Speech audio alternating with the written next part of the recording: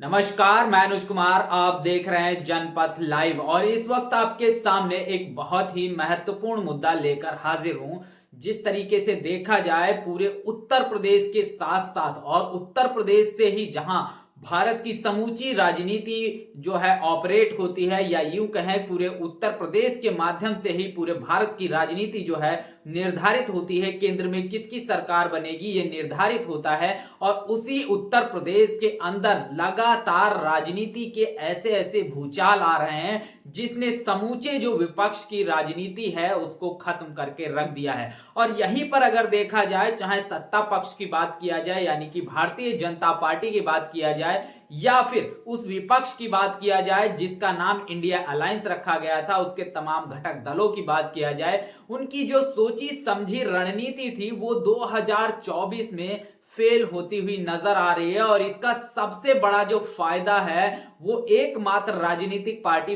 Bahujan Samaj party को मिलेगा। जैसा कि देखा जाए, बहुजन समाज पार्टी के खिलाफ जिस तरीके से तमाम जो चीजें हो रही हैं, लगातार तमाम तरीके के षड्यंत्र रचे जा रहे हैं, उसका कारण ये भी है क्योंकि तमाम राजनीतिक पार्टियां ये साफ तौर पर जानती हैं कि अगर दलित और मुस्लिम समाज का वोट एक साथ आया तो भारतीय जनता पार्टी जो उत्तर प्रदेश के अंदर 70 से 75 सीटें गिनाती हुई नजर आती है, उसकी ये सीटें कहीं ना कहीं 30-40 तक जो है सिमट कर रह जाएंगी और बहुजन समाज पार्टी एक बड़ा जो है खेला पूरे उत्तर प्रदेश के साथ साथ पूरे देश के अंदर कर देगी। और यही बड़ी वजह है कि बहुजन समाज पार्टी को रोकने के लिए, दलित और मुस्लिम के इस अलायंस को रोकने के लिए सत्ता पक्ष ही नहीं, तमाम वो राजनीतिक पार्टियां जो अपने ही राज्य में संघर्ष कर रही हैं और वो नहीं चाहती हैं कि बीजेपी के अलावा किसी दूसरे की सरकार बने, क्योंकि 2024 के बाद 2027 के चुनाव में वो राजनीतिक पार्टियां बीजेपी का डर दिखाकर पुनः सत्ता में आने की कहीं ना कहीं कोशिश करती हुई नजर आ रही हैं। और इसीलिए अगर आप देखेंगे कि दलित और मुस्लिम समाज का जो समीकरण बनता है, जैसा कि 2019 के चुनाव में बना, वो बहुजन समाज पार्टी जो 0 सीट पर थी, वो बहुजन समाज पार्टी डायरेक्ट जो है 10 सीटों तक पहुंच जाती है। और ये सभी राजनीतिक पार्टियां साफ तौर पर जानती हैं कि दलित और मुस्लिम समाज का जो कॉम्बिनेशन बनेगा, ये समीकरण बनेगा, इससे भारतीय जनता पार्टी को काफी हद तक रोका जा सकता है। और इसीलिए तमाम राजनीतिक पार्टियां ये नहीं चाहती हैं कि बहुजन समाज पार्टी सत्ता में आए, क्योंकि एक जो राजनीतिक द्वेष के साथ साथ एक जातिवादी जो द्वेष है वो कहीं ना कहीं बहुजन समाज पार्टी के खिलाफ इन राजनीतिक पार्टियों का शुरुआती दौर से रहा और वही जो है आज भी नजर आता हुआ दिखाई दे रहा है। जिस तरीके से आप देखेंगे, पूरे पीडीए का फॉर्मूला जो है अखिलेश यादव ने दिया, वो पीडीए जो है पूरी तरह से बिखरता हुआ नजर आया। और अखिलेश यादव ने वो पीडीए का फॉर्मूला सिर्फ इसलिए दिया था ताकि कहीं ना कहीं दलित और मुस्लिम समाज को पकड़ कर रखा जा सके, लेकिन उनके बिना पर उस दलित और मुस्लिम समाज के उस वोट को लेकर कहीं ना कहीं अगड़ों का फायदा कराया जा सके। और ऐसा ही होते जब नजर आया तो मुस्लिम समाज हो और दलित समाज हो और या तमाम ओबीसी समाज और अति पिछड़ा समाज हो,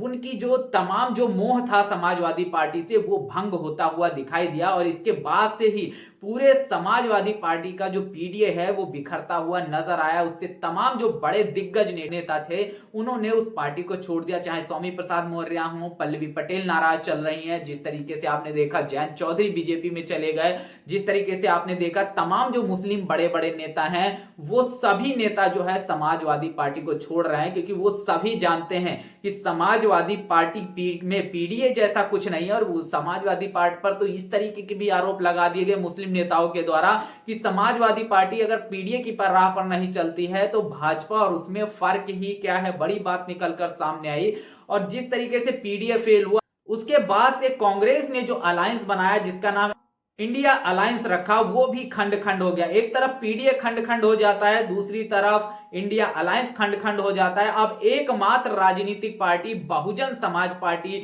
बची हुई है जो कहीं ना कहीं भारतीय जनता पार्टी को रोकने के लिए अकेले के दम पर खड़ी होती हुई नजर आती हुई दिखाई दे रही है। और आगामी जो लोकसभा चुनाव है, इस लोकसभा चुनाव में अगर दलित और मुस्लिम का कॉम्बिनेशन बन जाता है, ये समीकरण बन जाता है जिसमें 22% जो मुस्लिम समाज का वोट है और दलित समाज का जो 20% का वोट शेयर है, वो वोट शेयर मिलके एक साथ 42% वोट शेयर बनता है। और ऐसे में अगर ये 42% वोट शेयर एक साथ में आ जाता है, इसके साथ ही साथ तमाम जो न्याय पसंद लोग हैं, समतामूलक समाज के में रखने वाले जो लोग हैं, उन लोगों का भी वोट ऐड होगा और वो तमाम वोट एक साथ आकर कहीं ना कहीं भारतीय जनता पार्टी के लिए 2024 के चुनाव में बड़ी मुश्किलें खड़ी कर सकता है और बड़ी पटकनी भारतीय जनता पार्टी को बहुजन समाज पार्टी के माध्यम से दी जा सकती है। लेकिन ना तो ये भारतीय जनता पार्टी चाहती है कि दलित और मुस्लिम एक साथ आए और बहुजन समाज पार्टी के अलायंस में चला जाए, ना ही ये तमाम जो विपक्षी दल हैं, चाहे कांग्रेस हो, चाहे समाजवादी पार्टी हो, चाहे आरजेडी हो, चाहे टीएमसी हो, ये कोई भी राजनीतिक पार्टियां ये नहीं चाहती हैं कि इस तरीके का कोई भी कॉम्बिनेशन बने। और यही बड़ी वजह है कि कहीं ना कहीं बहुजन समाज पार्टी के खिलाफ में लगातार तमाम तरीके का प्रोपेगेंडा, तमाम तरीके की अफवाहें फैलाई जाती हैं ताकि वो मुस्लिम समाज और दलित समाज एक ना हो सके। लेकिन जैसे जैसे राजनीतिक परिस्थितियां बदलती हुई नजर आ रही हैं, ऐसे में मुस्लिम समाज की आंखें भी खुलती हुई नजर आ रही है और तमाम जो मुस्लिम समाज के दिग्गज नेता हैं, बड़े बड़े उलेमा हैं, वो सभी लोग साफ तौर पर समझ गए हैं कि भारत के अंदर अगर कोई एकमात्र राजनीतिक पार्टी भारतीय जनता पार्टी को हरा सकती है तो वो एकमात्र राजनीतिक पार्टी बहुजन समाज पार्टी है। इसलिए साफ तौर पर तमाम जो मुस्लिम समाज के बड़े नेता, दिग्गज नेता हैं, वो लगातार ये कह रहे हैं कि बहुजन समाज पार्टी से कांग्रेस को अलायंस करना चाहिए, ना कि समाजवादी पार्टी से। तो बड़ी बात निकलकर सामने आ रही है और अगर इस तरीका को कोई अलायंस बन जाता है तो आने वाले समय में देखा जाए तो भारतीय जनता पार्टी के लिए बड़ी मुश्किलें खड़ी हो जाएंगी। लेकिन कांग्रेस भी अपनी जातिवादी मानसिकता के तहत, जैसा पहले से ही उसने एक प्रोपेगेंडा रचने की कोशिश की, उस दलित समाज के वोट को अपनी तरफ आकर्षित करने की कोशिश की, लेकिन कांग्रेस की तरफ से बहुजन समाज पार्टी के शीर्ष नेतृत्व से कोई भी बात नहीं की गई। वहीं अब भी तमाम जो न्यूज मीडिया है, यूट्यूबर्स के माध्यम से जो है ये खबरें फैलाई जा रही हैं कि बहुजन समाज पार्टी से बात चल रही है या इस तरीके की, लेकिन बहुजन समाज पार्टी से कांग्रेस का कोई भी शीर्ष नेतृत्व बात नहीं कर रहा। और ऐसा मैं इसलिए कह रहा हूं क्योंकि बहुजन समाज पार्टी की राष्ट्रीय अध्यक्षा मायावती जी का आज ही ट्वीट आया है और उन्होंने साफ तौर पर कह दिया है कि 2024 के चुनाव में बहुजन समाज पार्टी अकेले के दम पे चुनाव लड़ेगी। और इस तरीके का लगातार पूरे समाज में ये प्रोपेगेंडा फैलाया जा रहा है कि बहुजन समाज पार्टी गठबंधन में जा रही है। बहुजन समाज पार्टी भले ही गठबंधन में जाए, लेकिन जब तक बहुजन समाज पार्टी की तमाम जो नीतियां हैं, रणनीतियां हैं, वो तय नहीं हो जाती हैं, तब तक वो इस पर किसी भी तरीके का विचार नहीं करेगी। और जब कांग्रेस की शीर्ष नेतृत्व की तरफ से कोई बहुजन समाज पार्टी से बात ही नहीं चल रही है तो इस तरीके की खबरें मार्केट में फैलना और उस पर बसपा सुप्रीमो का ट्वीट आना बड़ा संकेत खड़ा करता है। और ऐसे में अगर देखा जाए ये दलित और मुस्लिम समाज का अगर कॉम्बिनेशन बनता है तो कहीं ना कहीं भारतीय जनता पार्टी को शासन सत्ता में आने से रोका जा सकता है। लेकिन ना तो ये समाजवादी पार्टी चाहती है, इसीलिए समाजवादी पार्टी लगातार बहुजन समाज पार्टी के खिलाफ में अफवाहें, प्रोपेगेंडा फैलाती है। और वहीं भारतीय जनता पार्टी भी इस तरीके के प्रोपेगेंडा फैलाती हुई नजर आती है। वहीं तमाम जो कांग्रेस है ये दिखाने की कोशिश करती है कि हमारी बात बहुजन समाज पार्टी से चल रही है, लेकिन जमीनी स्तर पर अगर ऐसा कुछ देखा जाए तो कुछ भी ऐसा नहीं चल रहा है। और यही बड़ी वजह है कि बहुजन समाज पार्टी अकेले के दम पर 2024 का चुनाव लड़ने जा रही है। और अगर ऐसा होता भी है, वो अकेले के दम पे भी चुनाव लड़ती है, तो 20% दलित,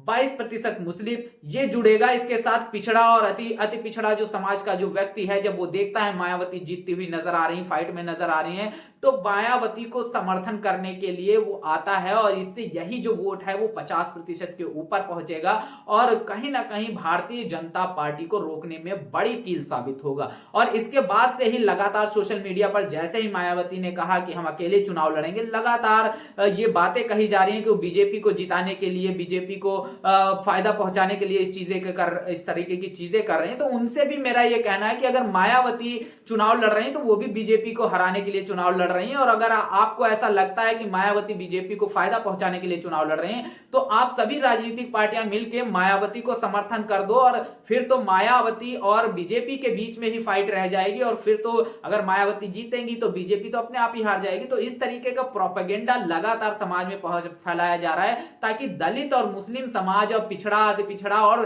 न्याय पसंद जो समाज है वो एक साथ ना आ सके और बहुजन समाज पार्टी की सरकार ना बन सके, जबकि भारतीय जनता पार्टी की सरकार बने और उन्हीं का डर दिखा के 2027 का चुनाव ये तमाम क्षेत्रीय पार्टियां जीते। तो बड़ी बात निकलकर सामने आ रही है, कांग्रेस की तरफ से अभी बहुजन समाज पार्टी से कोई भी बातचीत नहीं चल रही है, लेकिन तमाम यूट्यूबर्स के माध्यम से यह बात फैलवाई जा रही है जिससे बहुजन समाज पार्टी का जो दलित वोटर है उसे अपनी तरफ मैनिपुलेट किया जा सके, अपनी तरफ आकर्षित किया जा सके। जब बहुजन समाज पार्टी से इस तरीके की कोई बातचीत चल ही नहीं रही तो समाजवादी पार्टी, कांग्रेस, इन तमाम राजनीतिक पार्टियों के द्वारा इस तरीके का जो प्रोपेगेंडा फैलाया जा रहा है,